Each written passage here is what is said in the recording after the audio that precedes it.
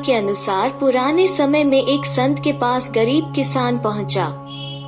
किसान ने कहा कि मेरे जीवन में कई तरह की परेशानियां चल रही हैं। मैंने जो लक्ष्य बना रखा है वहां तक पहुंच नहीं पा रहा हूँ।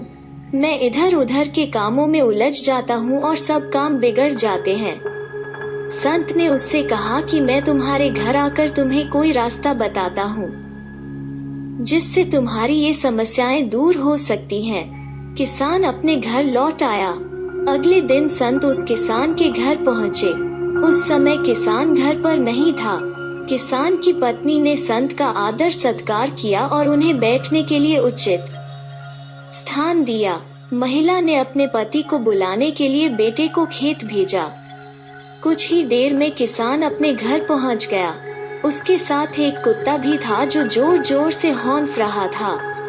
संत ने किसान से पूछा कि क्या तुम्हारा खेत बहुत दूर है? किसान ने कहा कि नहीं, मेरा खेत तो यहीं पास में ही है। आपको ऐसा क्यों लग रहा है? संत ने कहा कि मुझे ये देखकर आश्चर्य हो रहा है कि तुम और तुम्हारा कुत्ता दोनों साथ साथ आए, लेकिन तुम्हारे चेहरे पर बिल्कुल भी थकान नहीं है, जबकि तुम्हारा कुत्ता बुरी तरह से हौंफ रहा है। किसान बोला कि मैं और ये कुत्ता दोनों एक ही रास्ते से घर आए हैं। मेरा खेत भी पास ही है। मेरा कुत्ता थक गया है। इसकी एक वजह है, मैं सीधे रास्ते से चलकर घर आया हूँ, लेकिन ये कुत्ता आसपास के दूसरों कुत्तों को देखकर उनको भगाने के लिए दौड़ता भौंकता हुआ आया है। ऐसा ये बार बार कर रहा था। यही कारण है कि घर आते आते ये बहुत ज्यादा थक गया है।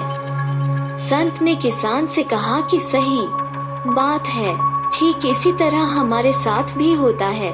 हम किसी काम को पूरा करने लगे रहते हैं, तब हमारे सामने कई तरह की रुकावटें आती हैं। हमारा बुरी आदतें हमें काम को पूरा करने से रोकती हैं। कई तरह के लालच मिलते हैं। अगर हम अपना काम छोड़कर इन बातों में उलझ जाते हैं तो लक्ष्य अधूरा ही रह जाता है, हमें सफलता नहीं मिल पाती है। संत ने आगे कहा कि अगर तुम किसी लक्ष्य को पूरा करना चाहते हो तो तुम्हें सिर्फ अपने काम पर ध्यान देना चाहिए। दूसरी बातों में समय बर्बाद न करें।